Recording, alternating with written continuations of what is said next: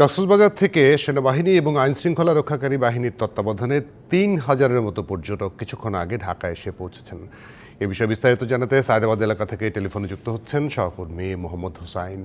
মোহাম্মদ হুসাইন, নিশ্চয়ই আপনি আমাকে শুনতে পাচ্ছেন। একটু বিস্তারিত জানাবেন তারা কি করে এলেন, তাদের পথের অভিজ্ঞতা এবং অবশ্যই এই টাকাটা কি করে অ্যারেঞ্জ হলো ঢাকায় পৌঁছানোর।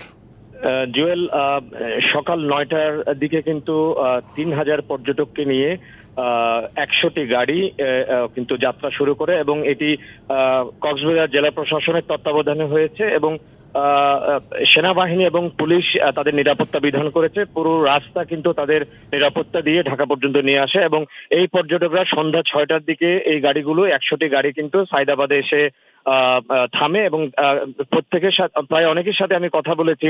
তারা যেমনটা বলছেন, আসলে সারা দেশে সেনা মোতায়েনের কারণে, কারফিউ জারি করার কারণে কিন্তু তারা আটকা পড়েছেন এবং তারা বিভিন্ন সমস্যার সম্মুখীন হয়েছেন। অনেকের নির্দিষ্ট টাকা পয়সা যেসব তারা সাথে নিয়ে গিয়েছিল শেষ হয়ে গেছে, যার কারণে তাদের অনেক অসুবিধা থাকার কারণে অসুবিধার সমস্যা এবং নানা সমস্যার সম্মুখীন হতে হয়েছিল এবং তারা বারে বারেই কক্সবাজার জেলা প্রশাসন, সেনাবাহিনী, বাংলাদেশ পুলিশ এবং সরকারকে ধন্যবাদ জানাচ্ছে এবং এই যে সময়ের মধ্যে কিন্তু এই খারাপ সময়ের মধ্যে সরকার তাদেরকে এই কক্সবাজার থেকে ঢাকায় আসার সুযোগ করে দিয়েছেন, সেজন্য ধন্যবাদ জানাচ্ছেন।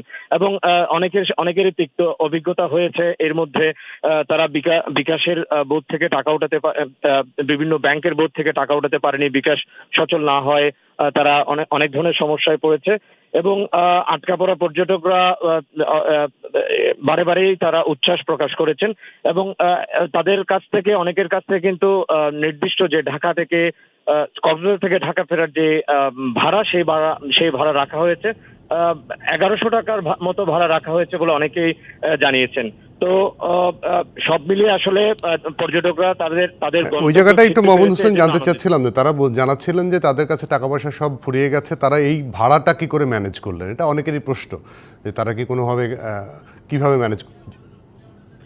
তারা অনেকেই বলেছে অনেকের শেষ হয়ে গেছে, সেক্ষেত্রে জেলা প্রশাসন নিশ্চয়ই ব্যবস্থা নিয়েছে, কিন্তু তারা অনেকেই নিজস্ব খরচে কিন্তু এসেছে, আমাদেরকে তেমনটাই জানিয়েছেন। জুয়েল, জি, মোটামুটি আরো কতজন আটকা পড়ে আছে বলে তাদের কাছ থেকে কোনো কিছু তথ্য পেয়েছেন কিনা? প্রায় আমরা যতটুকু জানি প্রায় ১০,০০০-এর মতো পর্যটক আটকা পড়ে আছে। এর মধ্যে ৩,০০০ কিন্তু ঢাকায় আসতে পেরেছে। বাকি বলা যায় যে ৭,০০০-এর মতো পর্যটক কক্সবাজারে রয়ে গেছে এর মধ্যে। মানে তাদেরকে আনার ব্যাপারে কোনো রকম প্রস্তুতি, বাসের যারা এসছেন তাদের সঙ্গে আপনার কথা হয়েছে কিনা? তারা আবার আরেকটা ট্রিপ কবে নাগাদ দেবেন?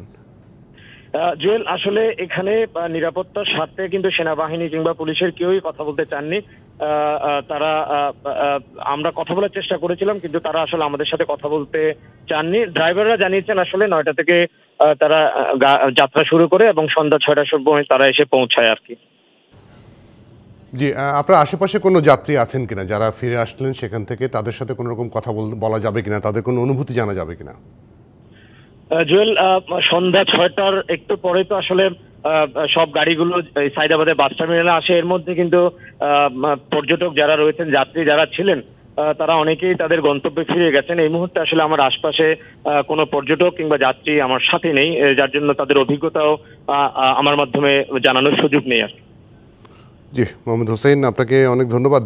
আপনি আমাদেরকে সময় দিয়েছেন এবং আমাদের সহকর্মী মোহাম্মদ হোসেন সায়দাবাদ থেকে জানাচ্ছিলেন। এবং আপনাদেরকে আবারও জানিয়ে রাখি, কক্সবাজারে যে ১০,০০০-এর মতো পর্যটক আটকা পড়েছিলেন তাদের মধ্যে থেকে প্রথম পর্যায়ে ৩,০০০-এর মতো পর্যটককে ১০০ বাসে করে ঢাকায় নিয়ে আসা হয়েছে সেনাবাহিনীর তত্ত্বাবধানে এবং বাকিদেরকেও আনার প্রস্তুতি চলছে, সেটি আমাদের সহকর্মীরা আগে থেকে জানিয়েছেন।